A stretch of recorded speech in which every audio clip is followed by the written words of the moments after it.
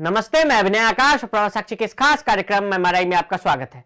एक बार फिर से हम आपके सामने मोस्ट रिलायबल इंफॉर्मेशन यानी एमआरआई के साथ मौजूद हैं।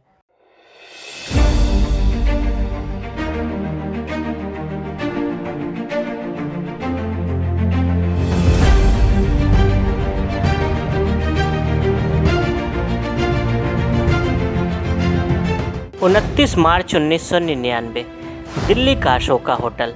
देश की सियासत तेजी से करवट ले रही थी। कांग्रेस अध्यक्ष सोनिया गांधी और तमिलनाडु की राजनीति में अम्मा के नाम से प्रसिद्ध जयललिता की मुलाकात हो रही थी। यह मुलाकात सोनिया और जयललिता की चाय पार्टी के नाम से चर्चित हुई। इस पार्टी के सूत्रधार थे सुब्रमण्यम स्वामी। स्वामी की ओर से आयोजित इस चाय पार्टी में सोनिया और जयललिता की भेंट का नतीजा यह हुआ था कि जयललिता ने अटल बिहारी वाजपेयी सरकार से समर्थन वापस लेने की घोषणा कर दी थी। कुछ दिनों बाद लोकसभा में विश्वास मत परीक्षण में अटल सरकार एक वोट से पराजित हो गई। हालांकि इस पर अभी तक मतभेद है कि यह एक वोट कांग्रेस के गिरधर गोमांग का था या तब नेशनल कॉन्फ्रेंस के नेता रहे सैफुद्दीन सोज का। लेकिन इस पर कोई दो राय नहीं कि सोनिया और जयललिता के बीच मुलाकात के सूत्रधार सुब्रमण्यम स्वामी ही थे।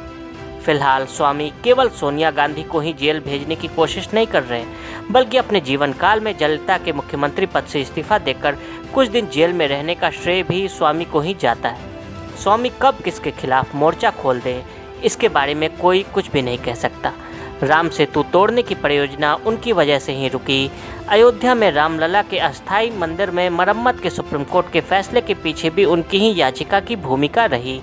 इसी तरह वोटिंग मशीन से मतदान की पर्ची निकालने की व्यवस्था के पीछे भी उनके ही श्रेय जाता है। एक्टर सुशांत सिंह राजपूत की मौत के मामले में भाजपा नेता सुब्रमण्यम स्वामी सामने आए हैं। उन्होंने सीबीआई जांच की मांग की है।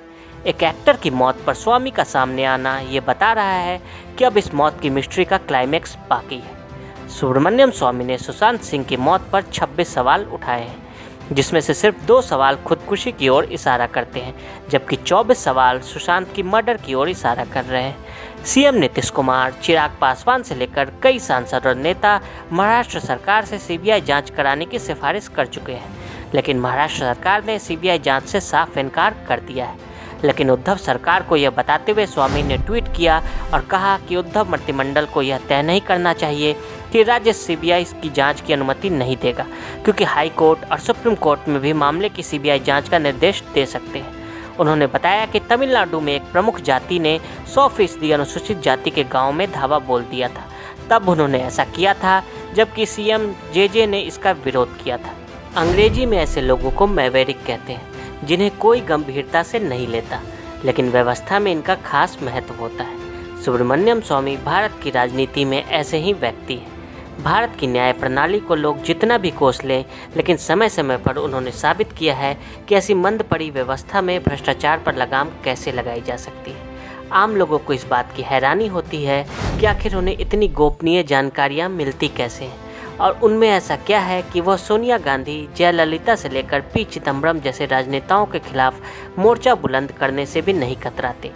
T20 क्रिकेट के ज़माने में भी टेस्ट के मंझे हुए खिलाड़ी जैसा टेम्परामेंट रखने वाले स्वामी के पास हर नेता अधिकारी की एक फाइल होती है, उससे खुलासे होते हैं। स्वामी के दावे ऐसे कि अगर सब पर सच की मुहर लग जाए, फैसले आ जाएं, तो राजनीति डावाडोल हो जाए। स्वामी का सतत रंगमंच। सुब्रमण्यम स्वामी का सपना अपने पिता की तरह गणितज्ञ बनने का था। गौरतलब है कि उनके पिता सीताराम सुब्रमण्यम प्रसिद्ध गणितज्ञ थे। सुब्रमण्यम स्वामी ने हिंदू कॉलेज से गणित में स्नातक की डिग्री ली। इसके बाद वे आगे की पढ़ाई के लिए भारतीय सांख्यिकी इंस्टीट्यूट कोलकाता चले गए। स्वामी के जीवन का विद्रोही गुण पहली बार कोलकाता में जाहिर हुआ। उस वक्त भारतीय सांख्यिकी इंस्टीट्यूट कोलकाता के डायरेक्टर PC महालनोबिस थे, जो स्वामी के पिता के प्रतिद्वंदी थे। लिहाजा उन्होंने स्वामी को खराब ग्रेड देना शुरू कर दिया। स्वामी ने 1963 में एक शोध पत्र लिखकर बताया कि महालनोबिस की सांख्यिकी गणना का तरीका मौलिक नहीं है, बल्कि यह पुराने तरीके पर ही आधारित है। सुब्रमण्यम स्वामी ने महज 24 साल की उम्र में ही हार्वर्ड विश्वविद्यालय से PhD की डिग्री हासिल कर ली थी। इसके बाद 27 साल में उन्होंने हार्वर्ड में ही गणित की टीचिंग शुरू कर दी। बाद में अमर्त्य सेन ने 1968 में स्वामी को दिल्ली स्कूल ऑफ इकोनॉमिक्स में पढ़ाने के लिए आमंत्रित किया और स्वामी दिल्ली आ गए। साल 1968-69 में अमर्त्य सेन ने दावा किया था कि के.एन. राज और सुखमय चक्रवर्ती ने स्वामी को दिल्ली स्कूल ऑफ इकोनॉमिक्स में प्रोफेसर नहीं बनने दिया। साल 1969 में वे आईआईटी दिल्ली से जुड़े। उन्होंने आईआईटी के सेमिनारों में यह कहना शुरू किया कि भारत को पंचवर्षीय योजनाएं खत्म करनी चाहिए और विदेशी फंड पर निर्भरता हटानी चाहिए। इसके बिना भी भारत 10% की विकास दर को हासिल कर सकता है। इंदिरा गांधी ने 1970 के बजट के दौरान अवास्तविक विचारों वाला सांता क्लॉज करार दिया था। स्वामी ने इन टिप्पणियों को दरकिनार करते हुए अपने कार्य को जारी रखा। स्वामी के अलग अलग सेमिनारों में दिए गए आर्थिक सुधार संबंधी विपरीत बयानों से इंदिरा गांधी नाराज हो गई और स्वामी को दिसंबर 1972 में आईआईटी दिल्ली की नौकरी गंवानी पड़ी। वे इसके खिलाफ अदालत गए और 1991 में अदालत का फैसला स्वामी के पक्ष में आया। वे एक दिन के लिए आईआईटी गए और इसके बाद उन्होंने अपना इस्तीफा दे दिया। इंदिरा को सीधा चैलेंज। नानाजी देशमुख ने स्वामी को जनसंघ की ओर से राज्यसभा में 1974 में भेजा। आपातकाल घोषित होने पर उन्होंने इंदिरा गांधी के खिलाफ मोर्चा खोल दिया था और इंदिरा गांधी को ललकारते हुए संसद में प्रवेश कर गए थे। आपातकाल के 19 महीने के दौरान में इंदिरा सरकार उन्हें गिरफ्तार नहीं कर सकी। आपातकाल के दौरान स्वामी शरण लेने के लिए अमेरिका चले गए थे, लेकिन वहां जाने से पहले उन्होंने कई बार गुजरात की यात्रा की थी। इंडिया टुडे की रिपोर्ट के अनुसार उस वक्त आरएसएस अक्सर स्वामी को स्टेशन से लेने के लिए एक युवा प्रचारक को भेजा करते थे। वे प्रचारक नरेंद्र मोदी थे। आपातकाल के समय स्वामी के साहस के किस्से ने उन्हें आरएसएस प्रचारकों का हीरो बना दिया था। इन किस्सों में बिना बताए अमेरिका से सीधे संसद पहुंचना और चुपचाप गायब हो जाने से पहले दुख जाहिर करना कि लोकतंत्र मर चुका है शामिल है।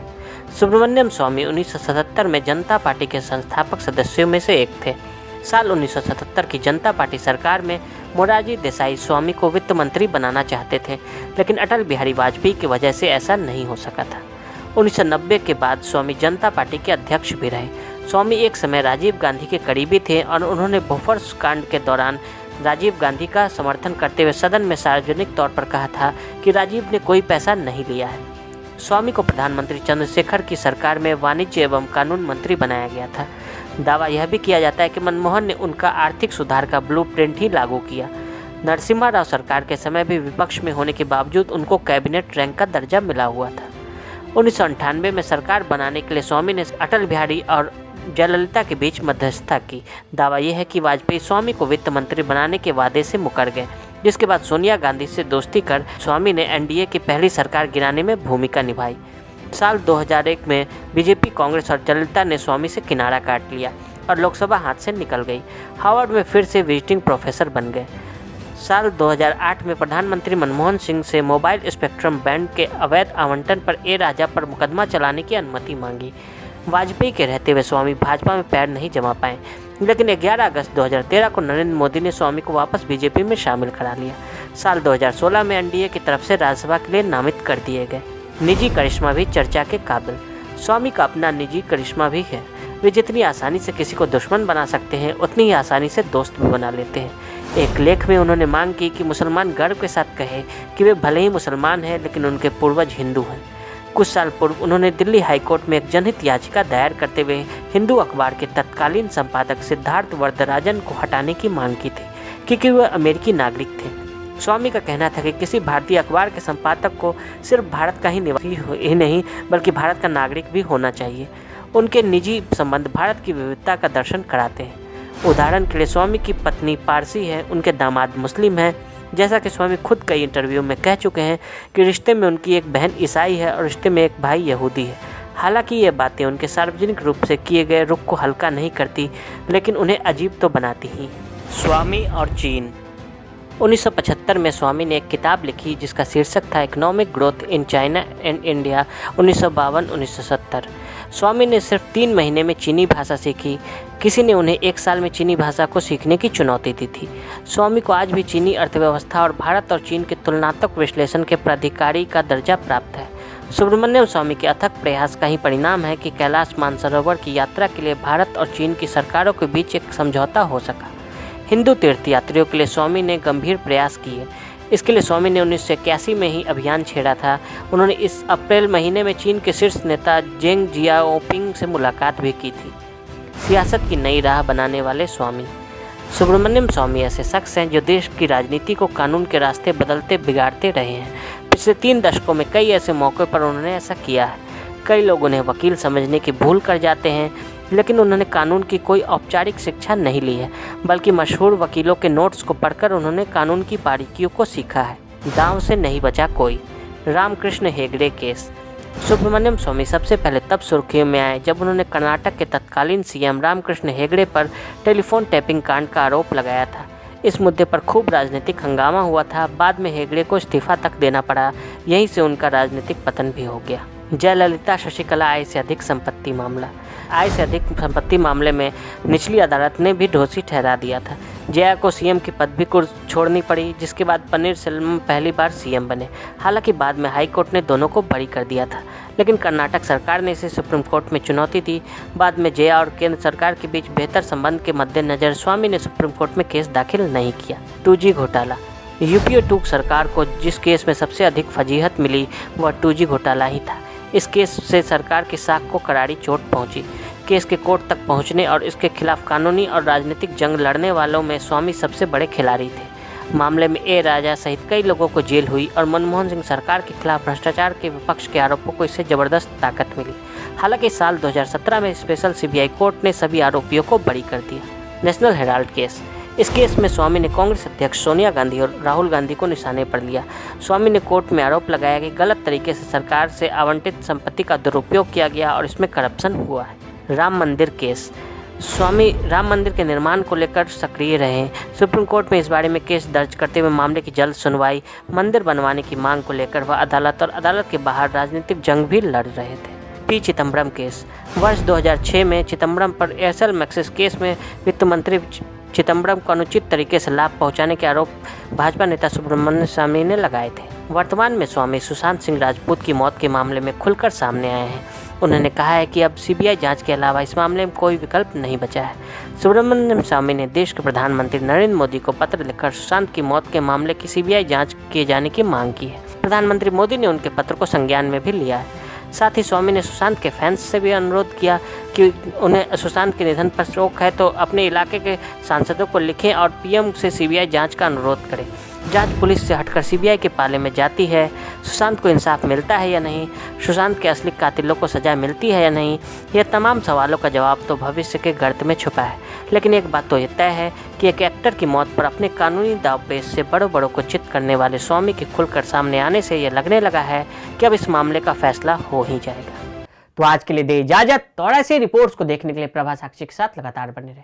वीडियो को देखने के लिए फेसबुक और ट्विटर पर फॉलो करें, यूट्यूब पर प्रभा साक्षी को सब्सक्राइब करें, नोटिफिकेशन के लिए नीचे दिए गए बेल आइकन को दबाएं।